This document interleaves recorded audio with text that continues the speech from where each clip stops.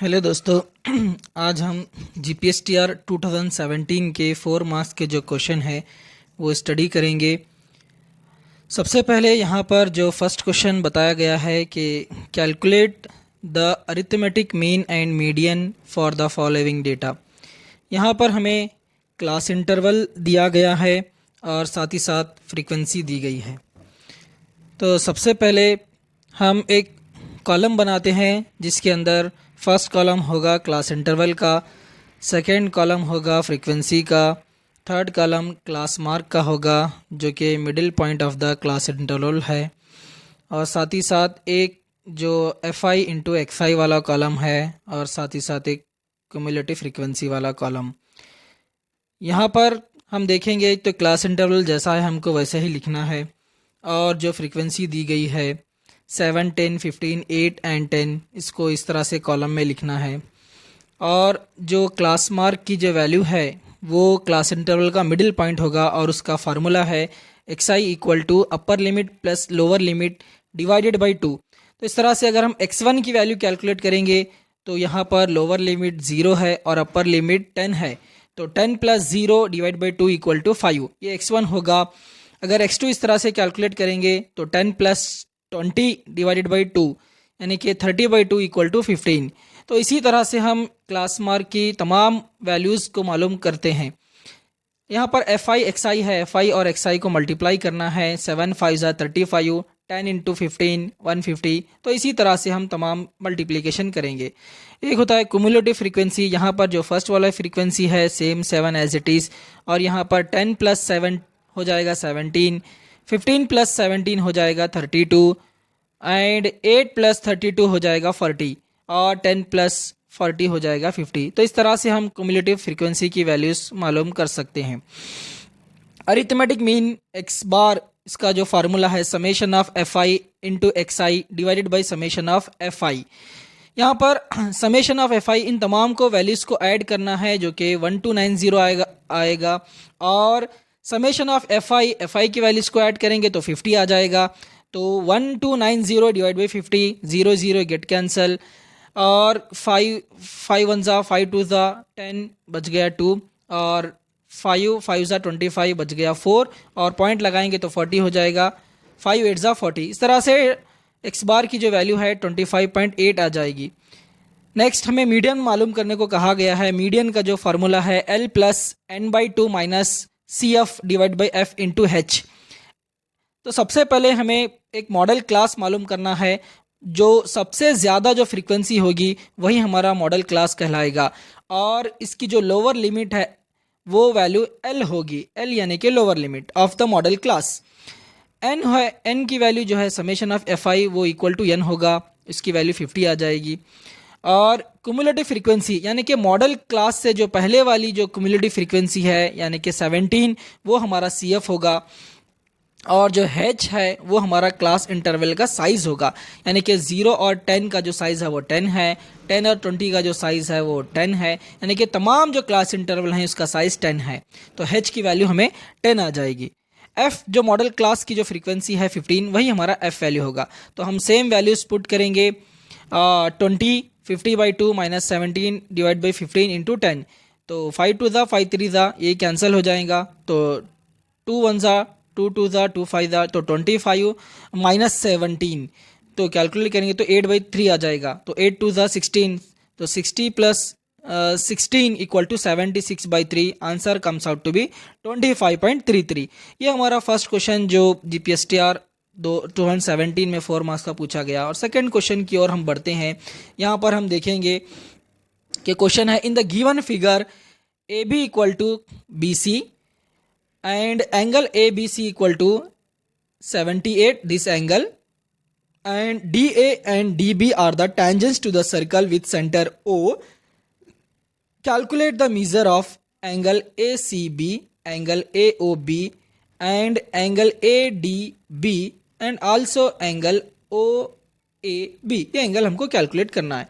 तो सबसे पहले हम जो वैल्यूज़ जो हमें दी गई है वो है एंगल ABC।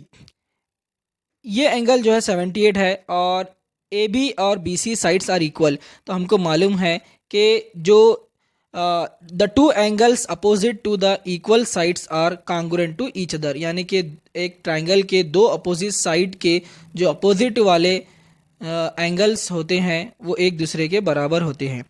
अब इसका टोटल जो एंगल है ये ट्राइंगल ए बी सी का वो 180 डिग्री हो जाएगा। और यहाँ पर angle A C B equal to B A C है, तो मैं यहाँ पर एंगल बी ए सी के बजाय एंगल ए सी बी लिखता हूँ, और ये A C B angle A B C angle इधर जाएगा तो माइनस हो जाएगा। तो यहाँ पे angle A C B equal to angle A C B equal to 180 minus 78 degree. And if you calculate this then to angle ACB equal to 102 degree, then angle ACB the result is 102 by 2 equal to 51 degree. So angle ACB comes out to be 51 degree. Now comes to the second angle AOB. Angle AOB हमें calculate करना है। तो हमें एक मालूम है कि angle at the centre is double the angle at the circumference, यानी कि जो सेंटर वाला एंगल होता है वो सरकमफ्रेंस पर बनने वाले एंगल का दुगना डबल होता है।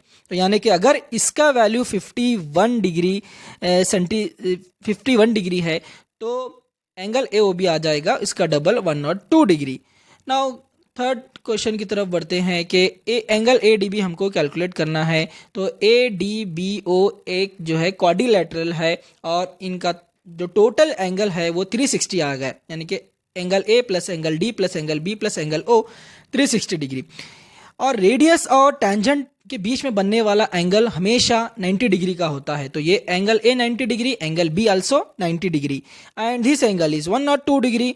अगर हम तमाम को ऐड करेंगे तो आ जाएगा 282 डिग्री। तो अब हम जो है ये जो है angle ADB equal to 360 degree minus this sum is equal to 282 and equal to इधर साइड आ जाएगा तो माइनस में आ जाएगा। तो 360 minus 282 equal to 78 degree. So the angle ADB comes out to be 78 degree. अब हम फोर्थ क्वेश्चन की तरफ बढ़ते हैं, एंगल OAB। हमें इस तरह से OAB कैलकुलेट करना है। तो OA एक रेडियस है, OB एक रेडियस है, तो दो साइड इक्वल हुए तो इनके अपोजिट वाले एंगल भी इक्वल होंगे। तो यानी कि इनका जो है टोटल एंगल हो जाएगा 180 डिग्री।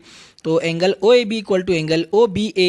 तो यहाँ पर हम OBA के बजाय हम OAB लिखेंगे और यहाँ पर जो एंगल AOB है वो राइट साइड आएगा तो माइनस में आ जाएगा। तो 180 डिग्री माइनस AOB की वैल्यू है 102 डिग्री जो हम यहाँ पर कैलकुलेट कर चुके हैं।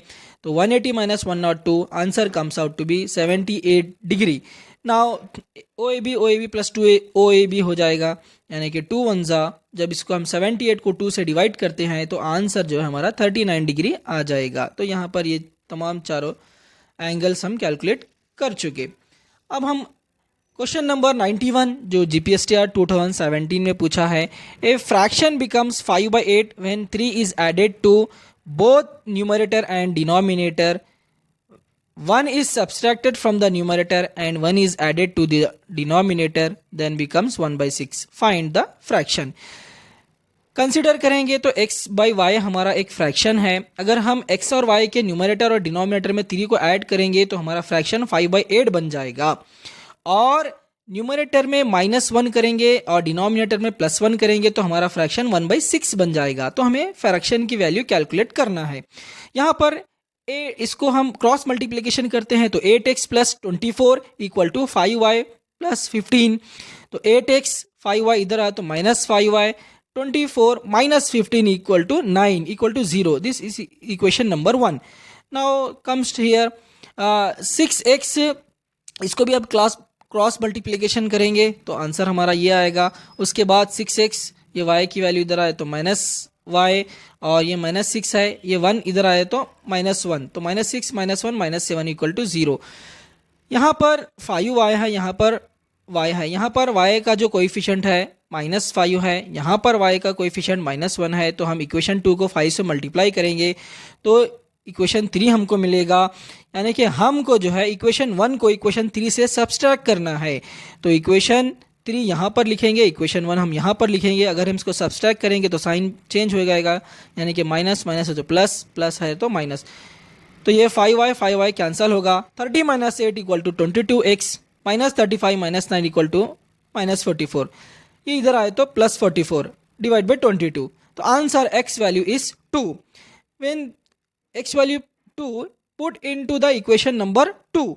Now x into 2 minus y minus 7 equal to 0. तो माइनस y यानी 6 2 12 माइनस 7 इक्वल टू 5. तो जब ये y की वैल्यू 5 आ जाएगी तो हमारा जो फ्रैक्शन है वो 2/5 है. तो यहाँ पर हम तीनों जो है 4 मार्क्स क्वेश्चन कैलकुलेट कर चुके हैं. उम्मीद है कि आपको समझ में आया होगा. Thank you.